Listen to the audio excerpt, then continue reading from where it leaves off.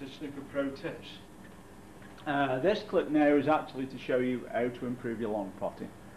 And I'm going to explain it to you very basically, how to improve it so as you can actually become a good long potter.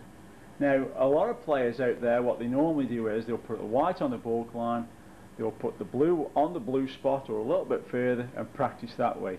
That's not the way to actually practice to become a good long potter. The way to actually become a long potter is this. To start with, we put a ball on the blue spot and the white, say, about 6 inches behind it. And this is the way we start to become a good long potter. Now, there are clips out there that are on YouTube regarding snooker where I'm not going to boast, but I think Snooker Pro Tips is probably one of the few clips that actually describe each shot in detail. Don't settle for second best whatsoever. If it is you see a 40-second clip, you're not going to get the information that you need to take this shot on or to actually play the game properly. Any clip that's around about 2 minutes or 40 seconds, you're not going to get anything out of it because it's not going to be explained to you properly. So as far as I'm aware, Snooker Pro Tips is the only set of clips that actually go into detail and help you in your game. So like I say, don't settle for second best, try and get the best you can because at the end of the day, it's your game that counts. So now back to this scenario here. So now actually what we've got now is that. So we're 6 inches behind the red, and all we're going to do now is just pop the red from this position into the corner. Hopefully something like this. Here's time. So now what you want to know is, how is this going to improve your long potting? Well, the tricky part is that you must do this until you're comfortable at potting this red. I'm taking it that won't take you too long, but because some of you are beginners out there, it may take a little while, but it needs practicing. Now once you get used to potting this sort of distance into the corner, then what you must do then is move the red just slightly forward and the white slightly back. So now what we've actually done is increase the distance. Don't run before you can walk, and what we've got now is a slightly longer distance, and then you just practice potting that into the corner, into both all 4 corners. So as you're used to playing it with the rest, and you're also used to playing it from hand.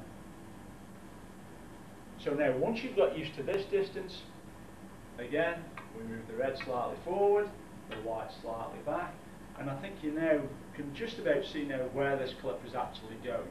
So eventually, once you're practicing this distance and you get used to this, and by being good at it I mean potting roughly between 6 and 7.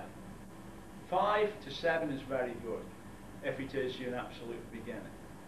Obviously the better players should be looking for more around 6 to 7 to 8. That there is roughly 60% to 80%. And if it is you watch on the television, when you watch the top pros play, they put the little thing up at the bottom of the screen there, pot percentage or pot success over long pots. You'll see most of the top pros, they're averaging around about 70, which is very good. So don't be disappointed if you're around the 4, 5, 6 mark. That's still quite good. So as you can see now, we've got this gap, and obviously you've now become good at this, so we just extend it a little bit more. Don't go mad, don't go straight away long all at once. It's a laborious task, I appreciate that, but all this wants of your actual session is 5 minutes. So again, you've become good at this, and I think you can understand now where the clip's going. Like I said before, we're actually extending the gap each time until you get sort of this distance, which is the shot you saw right at the start of the clip, which we would class as a long pot. So now there's about 9 feet between the balls, which is sort of like your average long pot. Obviously there are exceptions where it goes just slightly longer, but most of the time we're playing sort of out by the ball line and potting a long red into the top corner there, or a long colour into the top corner. And that is how to improve long potting.